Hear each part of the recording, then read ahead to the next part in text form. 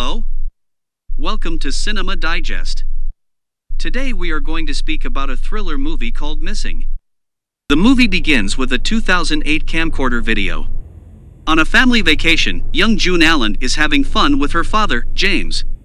James has a nosebleed but claims to be fine when June's mother Grace enters the room. While Grace watches and edits the video, it ends prematurely. James appears to have passed away from a brain tumor in a brief montage, with many individuals expressing their condolences to June and Grace. They relocate to Van Nuys from Texas. June and Grace currently have a somewhat tumultuous relationship. She views her mother as being persistent and annoying. Grace has also been romantically involved with Kevin Lynn, and the two of them are planning a vacation to Colombia together. Grace texts June a "I love you" message, but she only responds with a thumbs up, despite Kevin's attempts to speak with her as he will be keeping her updated on their vacation. She is still grieving about James. When Grace and Kevin leave, June and her closest friend Vina decide to go out and have a good time. Grace's lawyer friend Heather occasionally checks in with June, but Kevin sends pictures of himself and Grace most of the time. June travels to the airport on the day that Grace and Kevin are scheduled to fly home and holds up a humorous sign to welcome Grace back from prison, but she ends up waiting for hours after the other passengers on the same flight have arrived and had their bags collected. When June phones the hotel and utilizes a translator to speak Spanish, she learns that someone saw Grace and Kevin and two other Americans leave on time, but they left all of their stuff behind. The manager informs June that the security footage would be overwritten in 48 hours when she requests to view it. To assist her in gaining access to the hotel surveillance footage, June searches for a cheap worker in Colombia on GoNinja.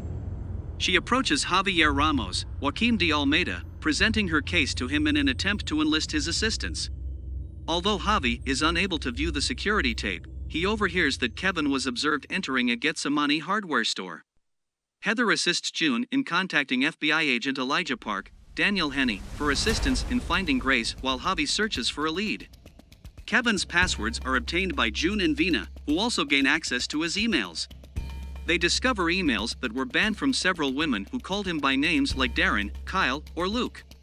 Park informs the girls that Kevin was a scam artist who had just been released from jail a year prior, but that any evidence they may have illegally obtained from him would be suppressed in court. Moreover, June and Vina discover that Kevin, his real name, recently communicated with Rachel Page, whose real name is Bunnacakes. After conducting additional research, June learns that Rachel hasn't been seen in 2 weeks from her co-workers. Javi contacts June again and says he searched through several hardware stores until he discovered the one Kevin had been to, but he just bought a lock. June discovers after doing more investigation that Kevin visited a Lover's Locks bridge. While June looks into Kevin's other accounts, she discovers that his last known location before moving to Colombia was a remote house. When June dials the number in the link, she speaks with Jimmy, who claims that Kevin visited him because he came to him looking for salvation and atonement for his previous transgressions. Kevin learns that Kevin and Grace met this way when June looks through his dating apps. As soon as Grace and Kevin arrive at the bridge, where Grace ostensibly accepted Kevin's marriage proposal, Park contacts June and shows her footage of what looks to be Grace and Kevin. Grace and Kevin are pulled into a van by a group of men wearing masks. Despite Park's assurances that he will look into the matter, Grace's disappearance makes national headlines. People from the town come together to look for Grace because it's thought that she never left Los Angeles. This is made worse by the discovery that the woman in the images Kevin was sending June was actually Rachel, who was only slightly disguised so that June mistook her for Grace. June confides in Javi her concerns about her mother as rumors of her using multiple aliases and having a court-sealed case file start to cast her in a doubtful light. Javi affirms to her that she and her mother are fortunate to be together. Javi claims that his son has cut him off following a quarrel, which was made worse by the loss of Javi's wife. June claims that he and his son are fortunate to have each other. Javi is urged by June to get in touch with his kid. A link to an encrypted messaging app that June discovers in Kevin's emails enables her to communicate with someone in Kevin's contacts while using Kevin's identity. When June requests the phone number, she is given Heather's number, which makes June believe Heather was responsible for her mother's abduction. When June travels to Heather's office to obtain answers, she utilizes an Apple Watch that a student left at her house, and constantly nagging her about. When June tries to enter her office, the door has already been opened. She finds Heather's desk to have scary pictures of herself on it as well as a file being deleted from a computer. Additional investigation turns up evidence of a struggle, including Heather's shattered necklace. June hears from Park that Kevin is said to have been seen by the border just as Heather's murder is reported in the media.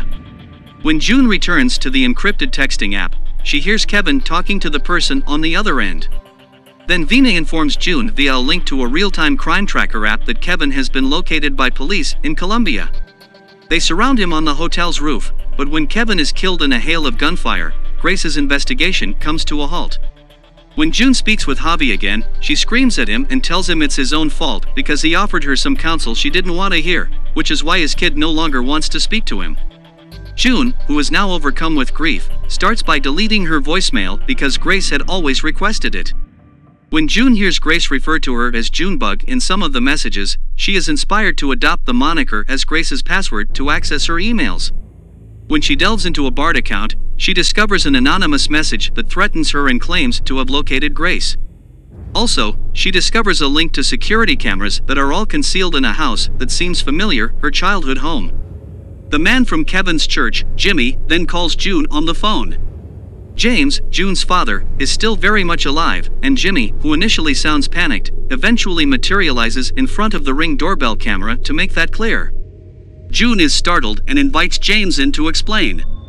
He reveals to her that Grace's real name is Sarah and that she made up lies about him in order to get him arrested by lying to June about his death. James takes June by the throat and drags her into the trunk of his car just as June starts to feel uncomfortable. The remainder of the home video from the beginning is shown in a flashback. James' bleeding nose was caused by his drug use rather than a malignancy. In actuality, he was a violent drug addict who Grace reported to the police in order to protect June and herself. James is heard yelling at Grace and pleading to see June in recorded calls. In order to keep James from finding her, Grace had changed her name and relocated. But James ended up being the limo driver who abducted Grace and exchanged her with Rachel while collaborating with Kevin to make her vanish. Kevin, however, was never aware of James' actual motivations. Also, Heather was the one who assisted Grace in creating a new identity in order to escape James. June is restrained in her former upstairs bedroom as James takes her to the old family home. Grace is being imprisoned in a shed and attempting to get out on her own.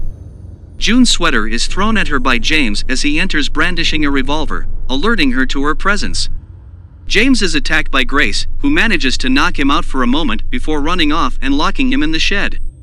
June is released by Grace as she hurries up to her room, where they are reunited. Grace notices how contrite June is toward her. Unfortunately, James escapes and begins to approach. June apologizes to Javi for how she spoke to him before requesting his assistance in a WhatsApp conversation on the Apple Watch. He visits June's Instagram in order to see a Father's Day photo she posted that included the family's previous address for the police to use, but June cuts off contact with Javi. June and Grace are threatened by James when he enters the room. He even shoots June in the side. Grace stabs James in the neck with a piece of glass as he tries to bind June up once more. James attempts to obtain aid but is slowly killed by his wound as he locks them back in the room. Grace is upset and June apologizes for how she treated her. She then recalls how Grace always utilized Siri for everything. To access her phone and dial 911, June makes use of Siri. Grace and June are saved, and they receive medical attention. Thanks a lot for watching this recap. Please remember to subscribe to our channel to motivate the creators for more content and recaps like this. See you around, bye.